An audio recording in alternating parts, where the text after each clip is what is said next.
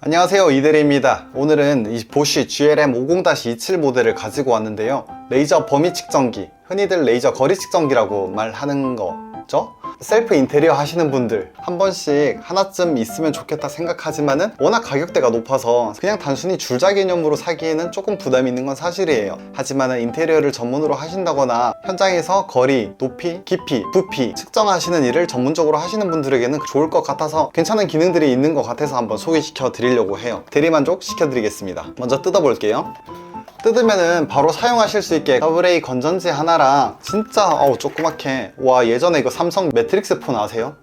비슷한 디자인의 보쉬 레이저 범위 측정기가 하나 들어있습니다. 뒤쪽에 배터리 삽입구는 간편하게 뽑을 수 있게 되어 있고요, 일반 리모컨 건전지 빼듯이 빼시면 되고, 동봉된 건전지를 넣으면 바로 사용하실 수 있겠습니다.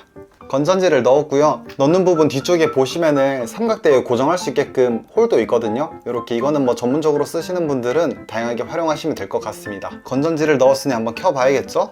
보호 필름을 제거하고 전원을 켜보겠습니다.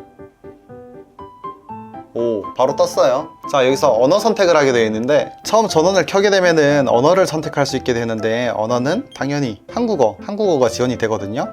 한국어를 선택을 해줍니다. 자, 그러면 기본 사용은 끝났습니다.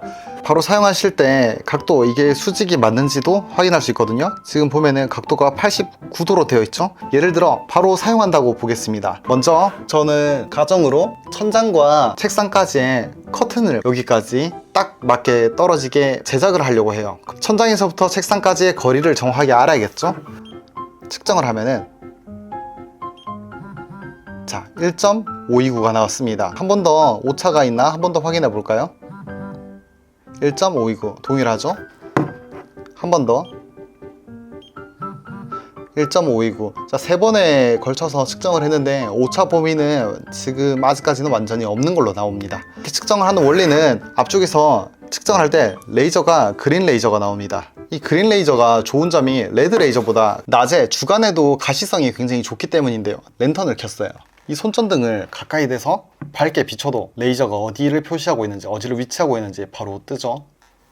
그린 레이저가 주간에도 가시성이 좋기 때문에 이런 전문 측정 장비에는 그린 레이저를 쓰는 거거든요. 이 부분에 대해서는 굉장히 괜찮은 것 같습니다. 측정을 하고 측정이 완료될 때마다 소리, 삑삑 소리와 함께 진동으로 알려주거든요. 현장 소음으로 인해서 소리가 잘 안 들리는 경우가 많기 때문에 이렇게 진동으로 알려주는 것은 굉장히 좋은 것 같습니다. 다른 기능들을 한번 살펴볼까요? 자, 길이 측정도 가능하고, 연속 측정, 그리고 면적, 그리고 좋은 점이 부피도 있어요. 부피는 도대체 언제 쓰냐 싶지만은 저희는 사실 쓸 일이 별로 없어요. 근데 큰 유류 탱크라든지 저유고, 사일로 이런 데서 근무하시는 분들은 이런 부피가 굉장히 쓸모가 있겠다 싶더라고요. 수준기라는 게 있는데, 이 수준기가 수평계라 생각하시면 될 것 같아요. 보면은 각도, 지금 90도 완전 수직이죠. 그리고 눕힌 다음에는 여기가 과연 수평이 맞는지, 이렇게 눕혀서 사용할 때는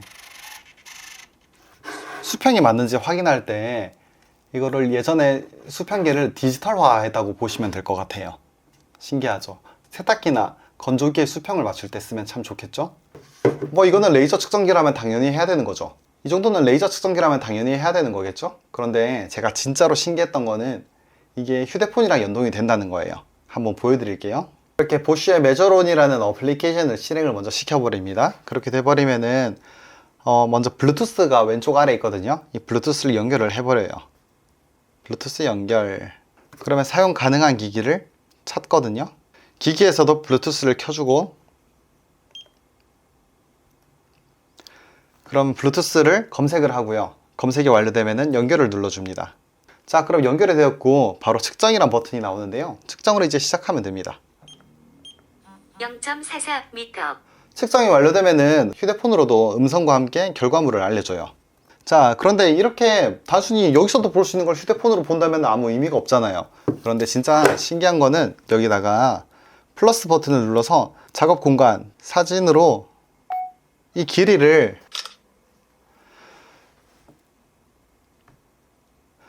이 책상의 끝에서부터 이 보쉬 박스까지의 거리를 만약에 측정한다고 볼게요. 그렇다면 어떻게 할 수가 있느냐, 화살표를 누른 다음에 나는 여기 끝에서부터 쭉 해서 이 박스까지의 거리를 기록을 할 거다 측정을 해 보겠습니다. 끝에 간 다음에 끝까지 가서 측정을 합니다. 결과물이 나왔죠? 그러면은 바로 이 거리가 0.77m라고 바로 기록이 되어 버리는 거예요. 이번에는 뭐 높이, 여기 아까 했던 천장과 책상까지의 높이를 측정하는 거를 기록하겠다. 그렇다면 또 사진을 찍고요. 확인. 그럼 여기서 화살표를 또 눌러야겠죠? 이 천장에서부터 책상 끝까지의 거리를 내가 측정을 해서 기록을 하겠다. 다시. 그럼 끝까지 맞춘 다음에 자, 측정 결과가 바로 기록이 돼요. 1.53. 그리고 이거는 저장. 이러면 아까 촬영했던 공간들의 사이즈들을 기록한 거를 여기다 기록을 할 수가 있겠죠? 이 부분이 참 좋은 것 같아요, 저는. 노트로 필기하는 게 오히려 더 편하다. 그러면은 종이 했다가 잃어버리고, 특히나 종이랑 펜, 노트 들고 현장 여름에 움직이다 보면은 땀에 쩔어서 종이는 찢어지고 난리 나거든요. 그리고 종이는 잃어버리면 끝이고, 이럴 때는 노트 기능을 사용하는 겁니다. 노트를 누르면은 텍스트를 하는 거예요. 그러면 아까 어떻게 했었죠? 저 같은 경우로 하면은 노트로 타이핑하는 게 더 편하신 분들은 책상에서 천장까지 친 다음에 바로 측정을 하는 거예요. 결과값이 넣었죠? 결과가 나오자마자 바로 노트에다가 기록이 되는 거예요. 자, 그런 다음 책상 가로 길이는 바로 입력이 되죠. 신기한 기능. 부동산을 통해서 집을 보러 가면은 긴 시간이 할애되는 게 아니거든요. 짧은 시간 안에 최대한 내가 원하는 기록하거나 파악하고 와야 되는데, 그게 안 되다 보니까 통상 하는 것들이 가서 사진만 빨리 딱딱딱딱 찍고 온단 말이에요. 근데 사진을 찍어버리면은 찍을 당시에는 괜찮을 것 같은데, 찍고 나서는 여기에 냉장고가 들어가나? 침대가 들어가고 책상도 들어갈 수 있을까? 서랍은 하나가 들어갈 수 있을지? 옷장은 어떻게 해야 되지? 이런 공간들이 되게 복잡하단 말이에요. 자, 그럴 때는 사진을 찍어서 아까처럼 기록하는 방법도 있고, 차라리 아예 작업 공간 자체를 추가하는 방법도 있어요. 자, 방을 내가 스케치를 할 수도 있거든요. 정말 단순한 구조라고 해요. 가로, 세로, 뭐 이렇게 네모난 구조에다가, 그리고 뭐 복도가 조금 있다 칩시다. 이렇게. 너무 대충 해도 수정할 수 있어요. 수정을 할 때도 이렇게 각도가 맞는지 저는 90도로 맞춰야겠죠. 자, 신발장과 작은 복도가 있는 원룸 구조가 만들었어요. 자, 근데 이제 여기다 측정을 해야 되잖아요. 이럴 때 어떻게 하느냐, 여기다가 순차적으로 하나를 측정해 가면서 입력을 해버리는 거예요. 자, 현관 입구는 어떠냐, 현관 입구에다가 바로 측정을 또 해버리는 겁니다. 띡 띡 입력이 돼버리는 거예요.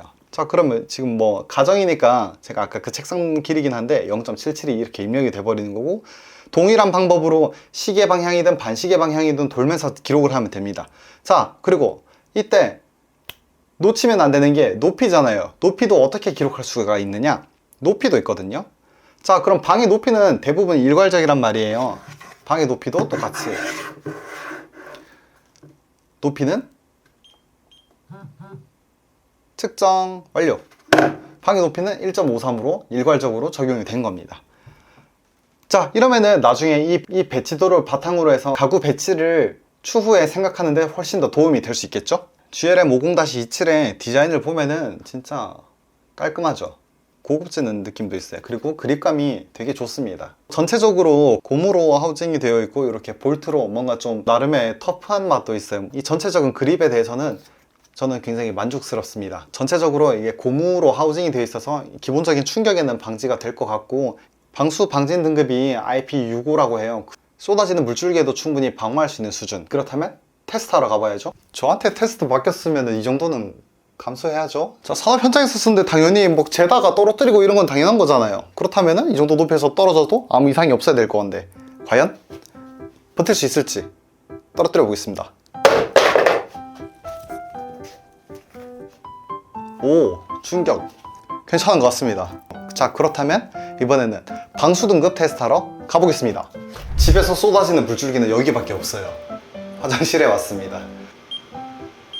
시작하겠습니다.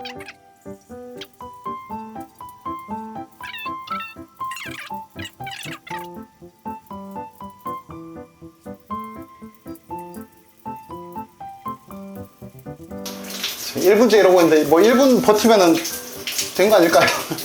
1분 경과했는데 이상 없는 것 같아요. 뭐 요거는 요 정도로 끝내겠습니다.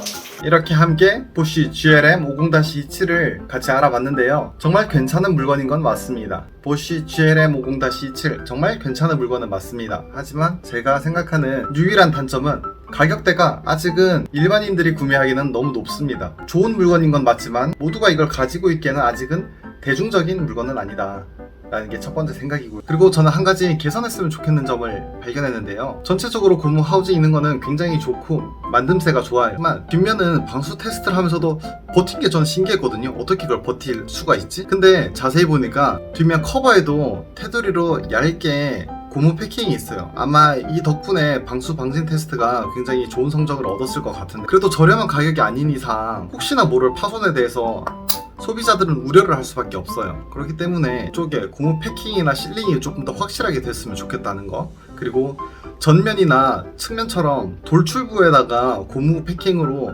고무가 감싸서 좀 댐퍼 역할을 해서 충격을 흡수해줬으면 좋겠는데, 뒷면은 그냥 아마 수평계 역할 때문에 오차가 있으면 안 돼서 딱딱한 플라스틱 재질로만 이루어진 것 같긴 해요. 그런 의도로 설계한 것 같긴 하지만은 또 다른 더 좋은 방법은 없었을까, 좀 더 고민을 해서 이 뒷면에 대한 내구성을 훨씬 더 좋은 기기가 될 수 있을 거라고 생각됩니다. 레이저 범위 측정기 재밌게 한번 사용해 보았고요. 이 물건에 대해서 궁금하셨던 분들은 어떤 기능을 가지고 있는지 이 영상을 통해 조금이나마 미리 알 수 있는 계기가 되었으면 좋겠습니다. 자, 그럼 저는 여기서 그만 인사드리겠습니다.